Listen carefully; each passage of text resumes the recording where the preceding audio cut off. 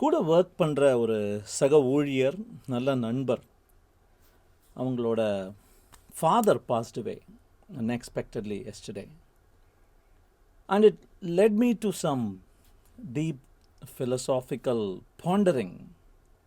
இந்த படங்களில் வர்ற பாட்டெல்லாம் ஞாபகம் வந்தது. 1982, 1984. தரை மீது காணும் யாவும் தண்ணீரில் போடும் கோலம் அப்படின்னும், கனவு காணும் வாழ்க்கை யாவும் கலைந்து போகும் கோலங்கள் அப்படின்னும். When you read a little further, you encounter sentences like these. பிறந்தாலும் பாலை ஊற்றுவார், இங்கே இறந்தாலும் பாலை ஊற்றுவார். தூக்கத்தில் பாதி, ஏக்கத்தில் பாதி, போனது போக எது மீதம். Got me thinking. Life is full of paradoxes. வாழ்வே மாயம்.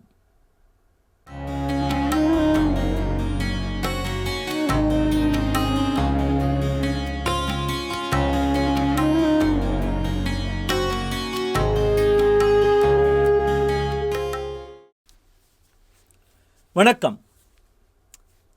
இந்த பாரடாக்ஸ் அப்படிங்கிற வேர்டே it's Greek and Latin origin. It comes from இந்த டாக்ஸ் அப்படின்னா திங்கிங், பாரா அப்படின்னா முரணாக, ஆர்த்தோடாக்ஸ் சரியாக, பாரடாக்ஸ் முரணாக.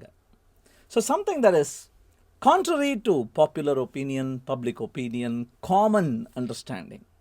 அப்படி திருப்பி போடுறது. I want to share a few paradoxes with you. Let's start with one about death itself. The death paradox அப்படின்னு சொல்லுவாங்க இதை. நீயும் இறந்து போக போகிறாய், உனக்கும் நாள் குறித்து வைக்கப்பட்டிருக்கிறது அப்படிங்கிற அந்த ரியலைசேஷன் நிறைய பேருக்கு இருக்கிறது இல்லை. பட் அந்த realisation is a very very strong wake up call அப்படின்னு சொல்கிறாங்க. It is only a matter of time. The moment you are born, you have started dying.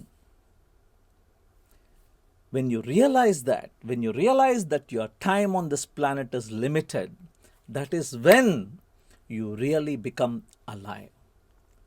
Steve jobs சொன்னார் அது அவருடைய Stanford ஸ்பீச்சில். He says, death is an invention. It's probably the single greatest invention of life. Death மாதிரி ஒரு clarifying agent கிடையாது. That is the one change agent that tells you to get up and get going. Death is a wake-up call in life. Wisdom paradox அப்படின்னு ஒன்று இருக்கு.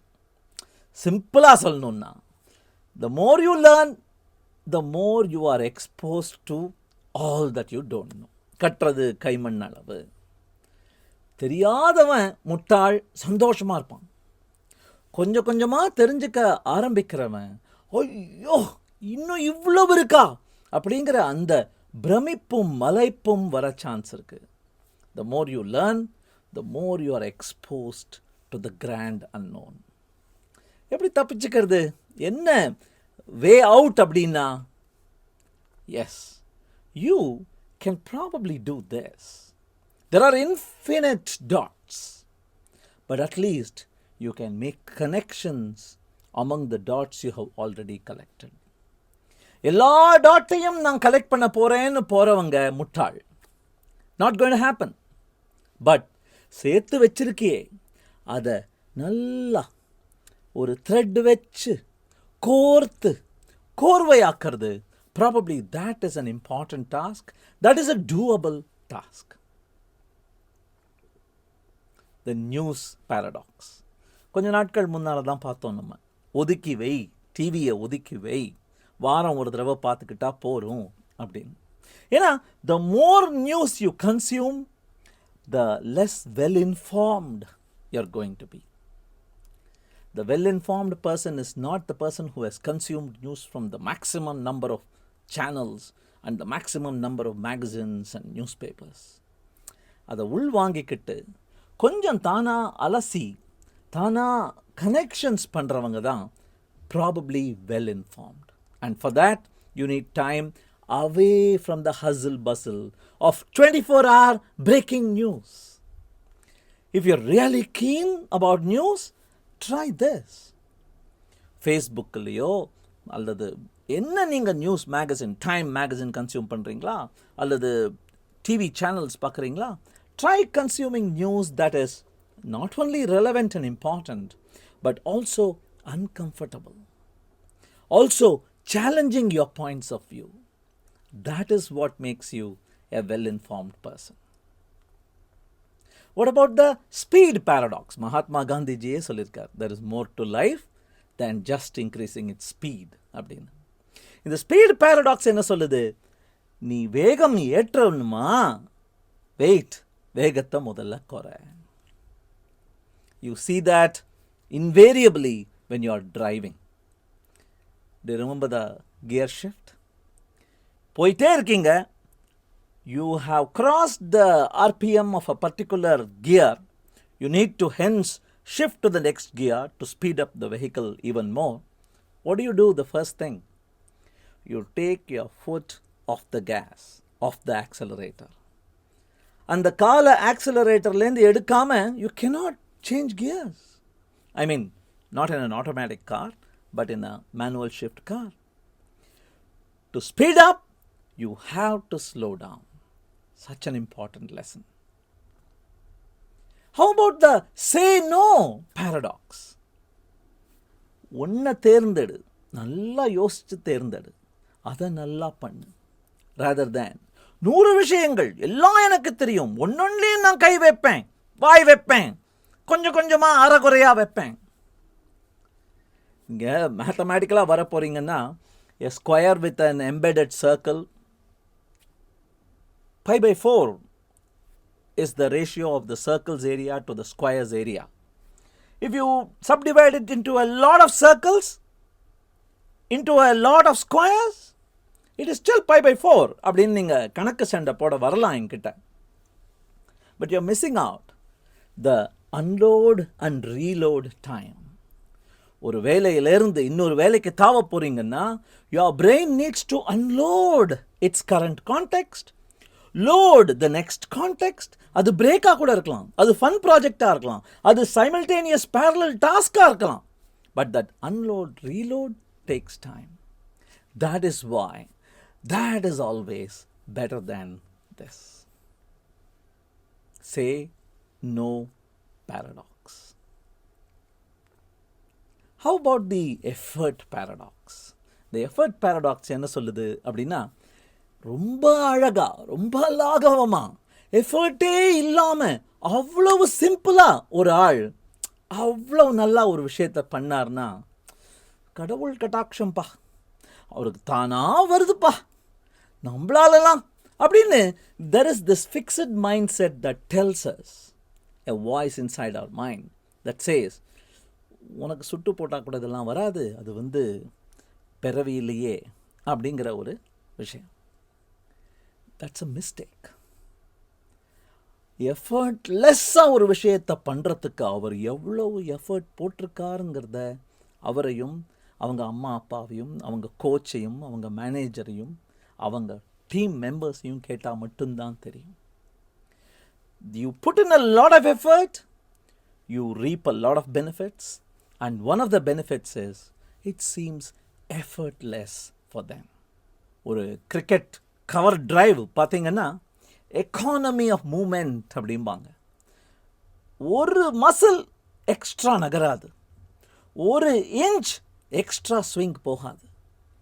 பால் எப்படிடா bullet வேகத்தில் பவுண்டரியை நோக்கி போகுது அப்படின்னு யோசிப்பாங்க. ஆனால் economy of action, that effortlessness comes from extreme effort applied over a long time. Then there is this Taleb, Nicholas Taleb அப்படின்னு நம்ம மீட் பண்ணியிருக்கோம் அவரை. அந்த Taleb paradox என்ன சொல்லுது அப்படின்னா, if forced to choose, 2 surgeons இருக்காங்கப்பா, யாருக்கிட்ட உன்னுடைய குழந்தைக்கு பிரெயின் சர்ஜரி பண்ணும். யாரை நீ பண்ணுங்க சார்னு சொல்ல போகிறீங்க?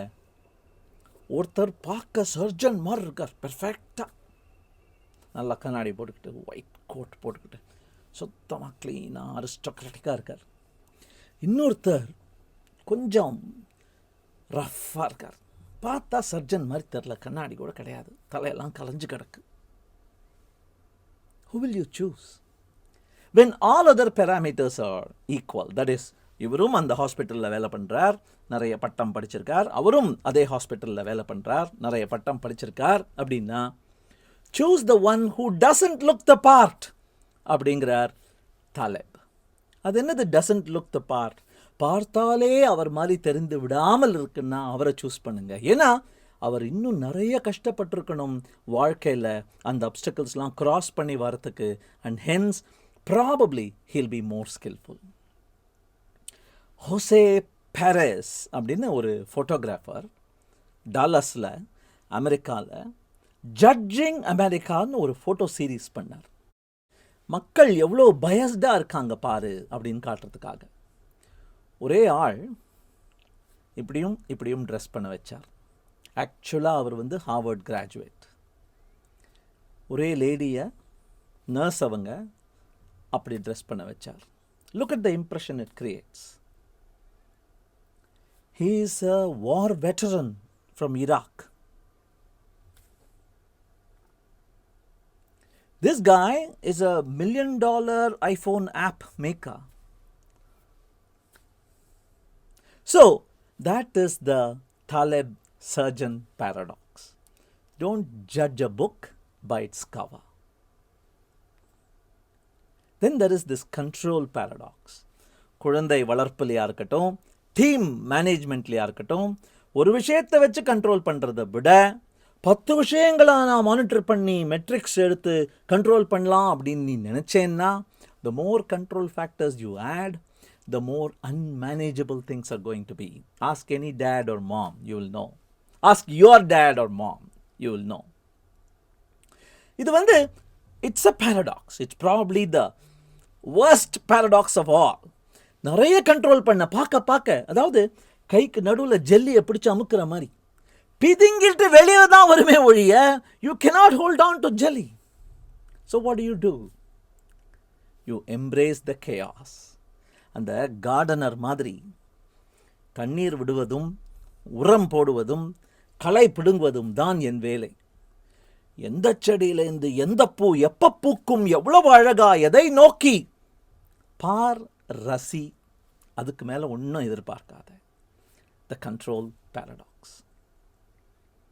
Then the persuasion paradox. Persuade பண்ணுறதுனா என்ன? லவுட் ஸ்பீக்கரை போட்டு 1000 தடவை நம்ம டிவி சேனல்லாம் ஒரே ஆட் திருப்பி போடுவாங்களே, அந்த மாதிரி பண்ணுறதா persuasion. The more persuasively you try doing that, the less persuasive you're going to be. So, பார், கவனி, கண்காணி, கேள்விகளை கேள்.